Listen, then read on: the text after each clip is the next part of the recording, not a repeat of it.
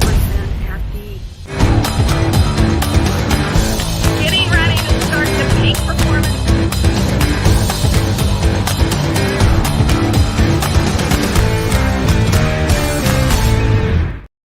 Well, hello, everyone. Thanks for joining me this evening.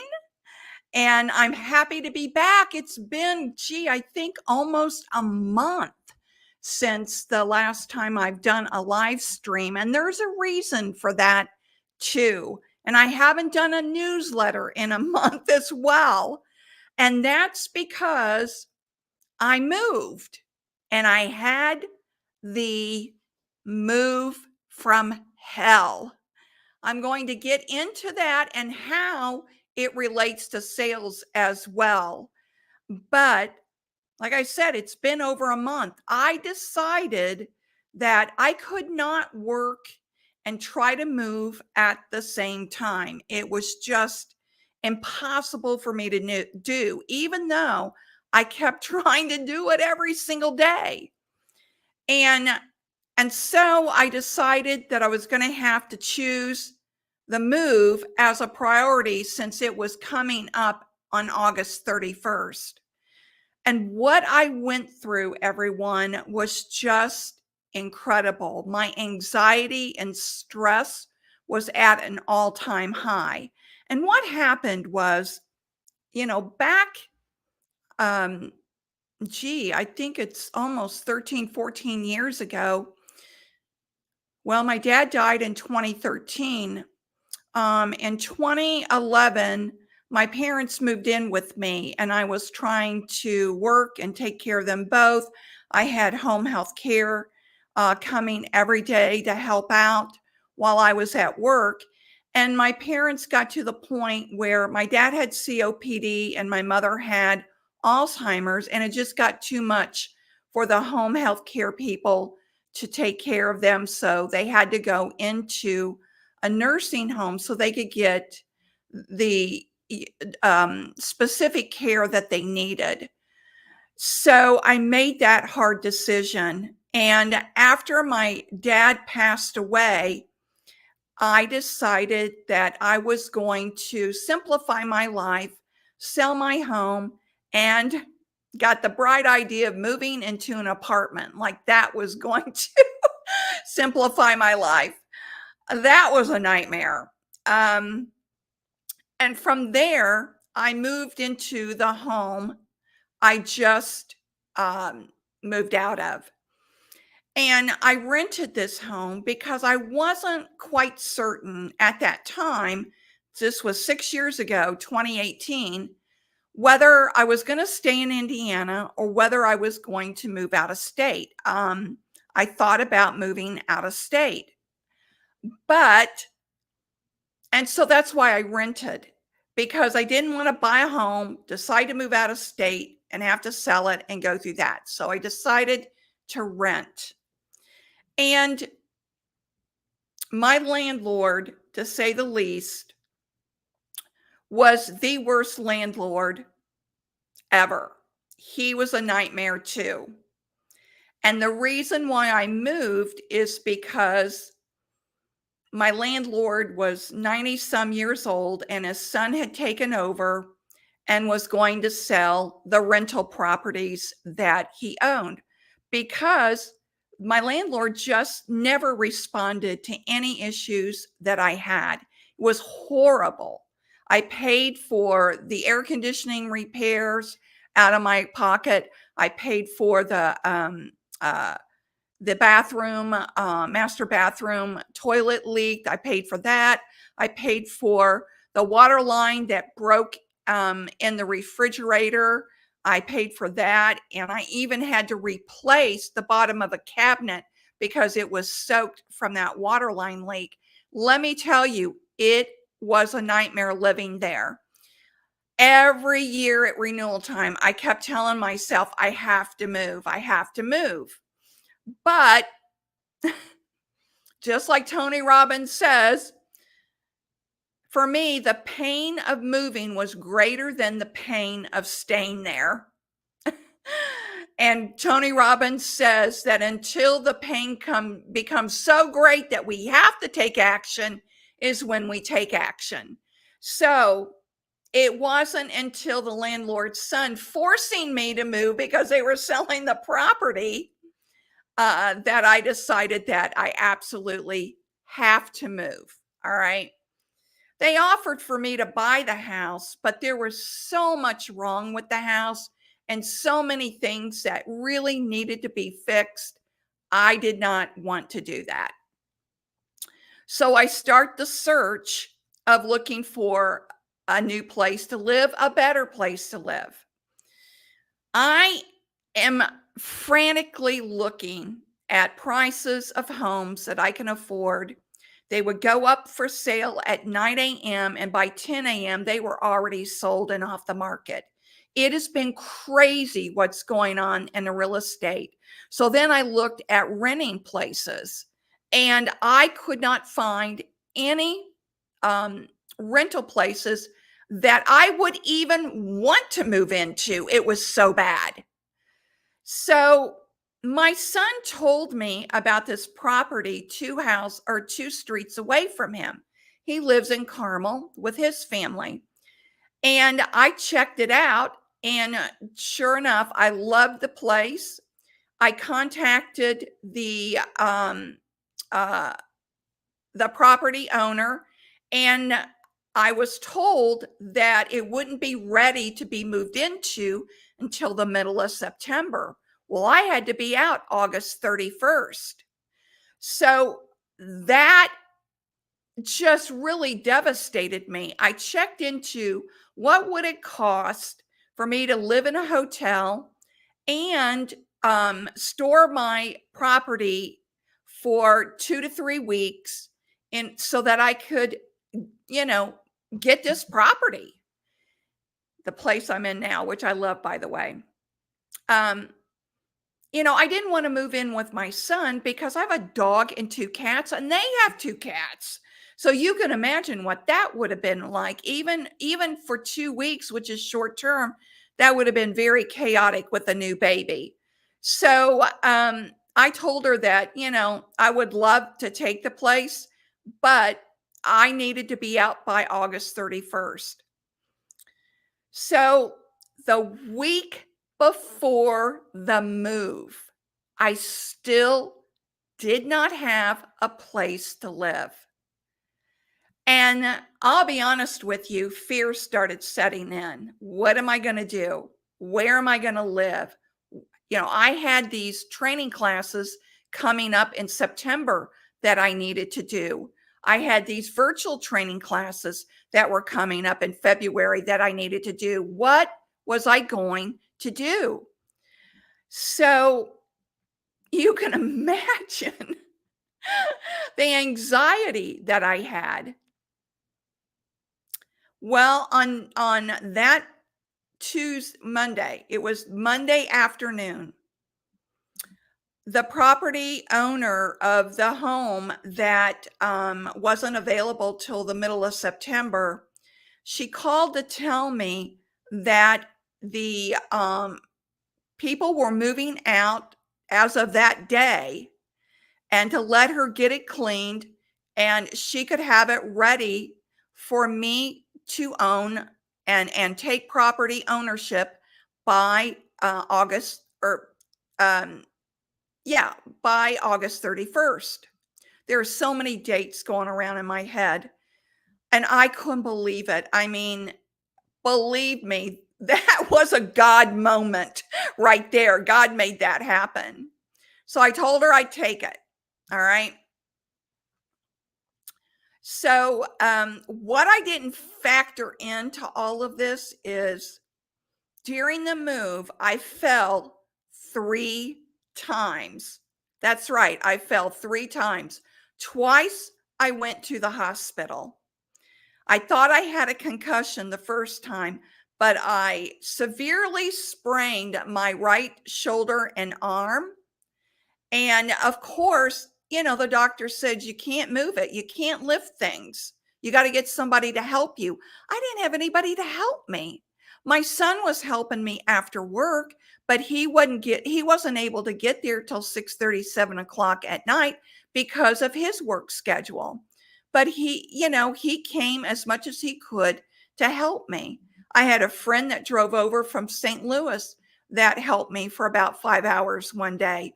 I had a man from church that came over and helped me a few hours 2 days. So, I mean, I had some help, but I didn't have steady help that was lifting boxes for me and putting things into boxes for me that were heavy.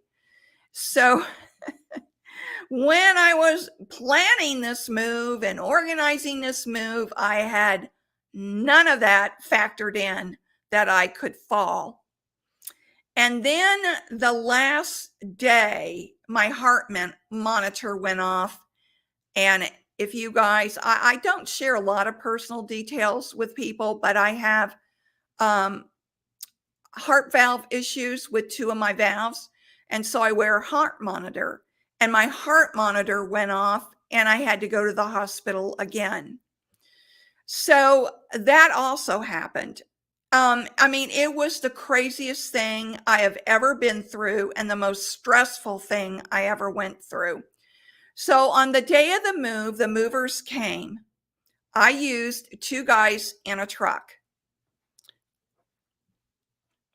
Let me tell you the rest of the story. So the lead mover said to me, "There is no way we're going to get everything in a truck." And I said, "Well, I don't understand because I told them everything there was to move." And he said, "Well, I'm not going to be able to get everything in the truck." And I said, "Well, are you going to unload and then come back?" And he said, "No, I've got another job to go to. They'll have to schedule you for another day." And I said, "Well, I have to be out today." Well, that didn't happen, everyone. And two guys in a truck's office didn't call me until later to tell me that they could not move me until the following Friday. Yeah. So you can understand when I tell you that my landlord was not very happy with me that I wasn't out on the 31st. Not even remotely understanding at all, like this was my fault. So on September 6th, when the second truck came to move the rest of my possessions, which included a treadmill, and I didn't have that much more to move. I had my desk, I had my credenza where my printer sits on, my 50-inch TV and TV stand, my treadmill, and some more boxes. That's what I had to move. Well, when they came to move the second time, the lead mover said, "Well, I didn't know you had a treadmill. I can't move your treadmill because I don't have any tools to move the treadmill." I couldn't believe it. So here I am talking to the office of two guys in a truck again and said, "I have told them 3 different times. I've told you all 3 different times I have a treadmill to move. Why does this keep becoming an issue?" Well, we can't get anybody out until, and now, uh, uh, the last weekend, that was Labor Day weekend, right? So now we're on September 6th and they're telling me they can't get anybody out until the following week. And I said, "I can't do that. I have to have this treadmill moved no later than noon tomorrow." Well, at 10:30, they were to have movers at the house. 10:30 goes and comes and nobody shows up. And I'm thinking, what am I going to do? What am I going to do? Finally, at 11 o'clock, the truck comes. Now, this is a Saturday. So when they didn't show up at 10:30, I started calling the office at 20 till 11. And of course, nobody answers because it's a Saturday. So the lead mover comes in and said, "I understand you have to move a treadmill." And I said, "Yes, sir." And he looks at the treadmill and he goes, "All right, this won't be any big deal. We can get this moved." And I said, "Then why was it such a big deal to the other two lead movers?" And this is what he said to me: "Because they didn't want to be bothered to move it." Seriously? Yep, they didn't want to be bothered to move it. That's what he told me. I was, well, as you can imagine, actually, I was too exhausted to be angry. So, oh, there's little Husky. Mhm. As you can see behind me, my bookshelves are still empty because I haven't completely unpacked. Um, but I was so exhausted from this whole emotional roller coaster. The landlord, you know, actually had his wife call me. Instead of, this was the landlord's son, he had his wife call me about the moving issue. And, I had her telling me, "Well, this can't happen. We've got contractors coming in next week. And oh, by the way, they don't have any contractors at the house, and it's already the third week in September, right?" So, and I'm just ranting now, everyone, getting this off my chest. But I got the treadmill here. I go back to the house to do the walkthrough that I was meeting the landlord at the landlord's son at 4 p.m. that Saturday. He texted to confirm I was going to be there. And I happened to think to ask this question: "Who's all coming?" And he said in a text, "I've had emergency come up. My brother will be there and the property manager will be there." I have never met his brother. I've never talked to his brother. And I'm sitting there thinking, last weekend, you gave me the riot act because I wasn't out. You told me to be sure to be at the walkthrough. I asked you to be sure to bring your checkbook so you can give me back my security deposit. And now you're not going to be there. And in his text, he said to me, he will have his checkbook because that's the purpose of the walkthrough. Well, he had no intentions of being at the walkthrough. So I left. I put the keys and the remote control for the garage door opener on the counter and I left. I didn't stay. If he wasn't going to be there, I wasn't going to be there. I could go into a lot more details about how I have been disrespected by this landlord and his family in so many ways.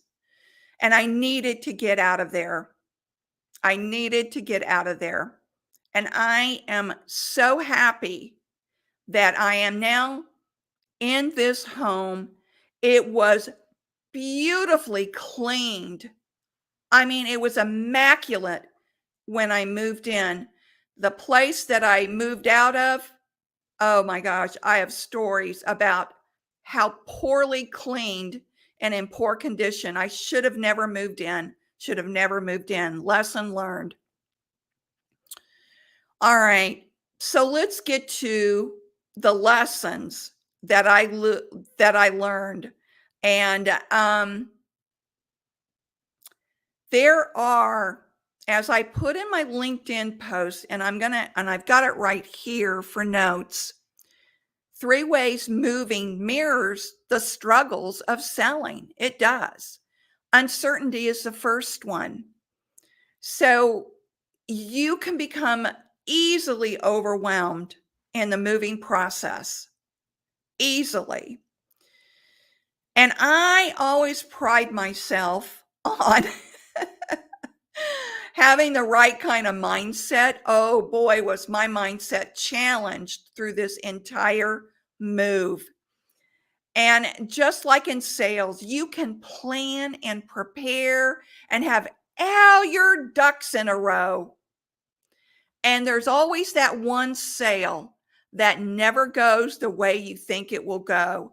Well, this move absolutely didn't go the way I thought it would go.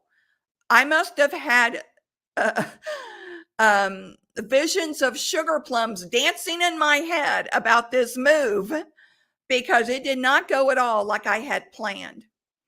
So I thought I was really, really prepared, but I underestimated the amount of packing that I had to do. I started packing about August 1st, and I should have started packing in July when the landlord's son told me that they were putting the house up for sale and they would like for me to either buy it or to move out.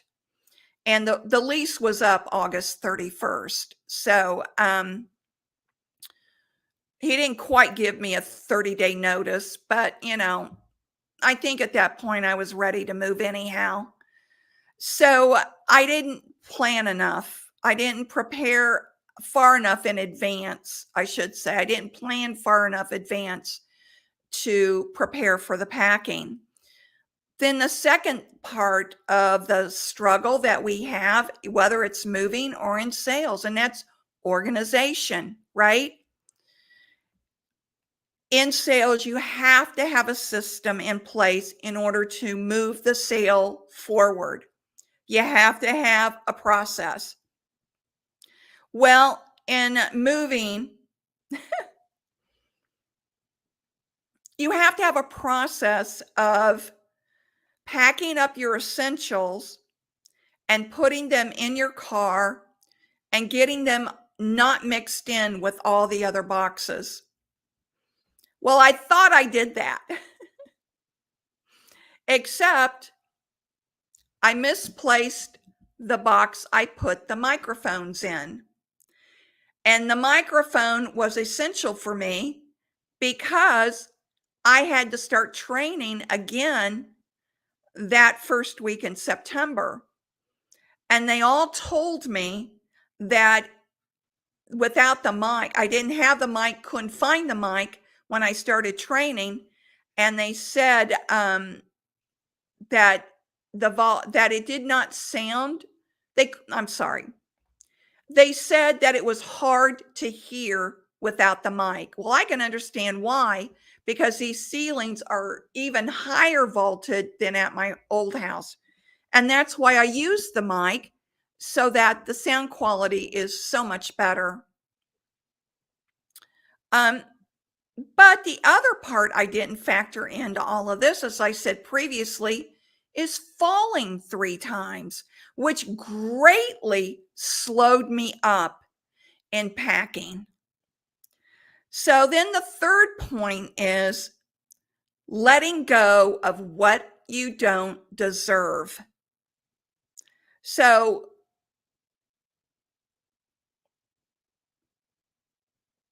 let me restate that. I read that wrong. Letting go of what doesn't deserve you. So moving forced me to declutter, which I really need to do. And in sales, you learn to focus on what truly drives sales results and leave behind what doesn't work. Like those dead horse leads that you keep trying to revive, hoping they'll buy, you need to declutter your pipeline and get rid of all of those leads that will never buy.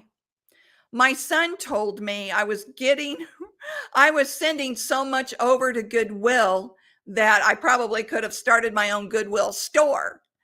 And what I decided to do is, if I had not used the item, whether it was clothing, whether it was cooking utensils, whether it was anything, if I had not used it in a year, I was going to get rid of it.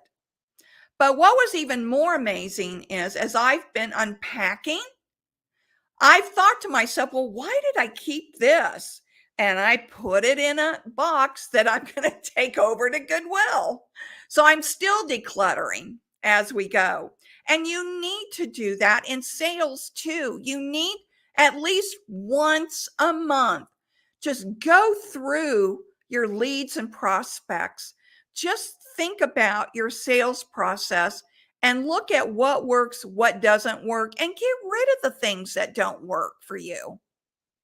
Okay? So, whether you're in sales or moving, you should embrace the journey. But I will absolutely admit I did not embrace the journey of moving.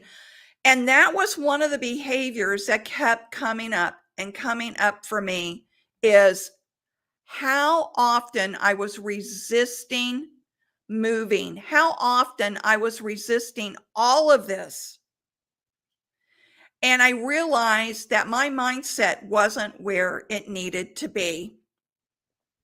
So, some of the other not pleasant behaviors that started to control me was, and this is going to come out in my newsletter on Saturday.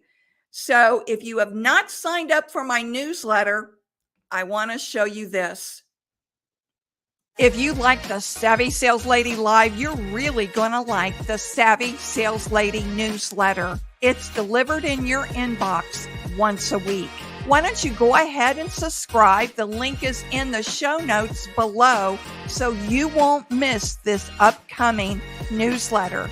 I give you one tip to focus on each week to implement immediately into your sales day. Why not sign up and learn just a little bit more? Yeah, go ahead and sign up. I'll have the link after this show is over in the show notes. But I really want to encourage you to sign up for my newsletter. It comes out every Saturday. And this Saturday, I'm going to focus on FOMO. Do you know what that is? FOMO? Fear of missing out. And I'm going to save that for the newsletter because I really want you to read about this syndrome that, oh my gosh, I was suffering from during this move. So we're coming up on 30 minutes and I really appreciate, let me say that again. I really appreciate you all watching. If you ever have any comments or questions, just put them in the comment section in the chat and I'll be happy to answer anything you want to know about sales. And I'll see you next Tuesday. And until then, remember, sales is a journey, not a quick trip around the block. Bye-bye. I'll see you next week and follow me on LinkedIn too. Bye-bye.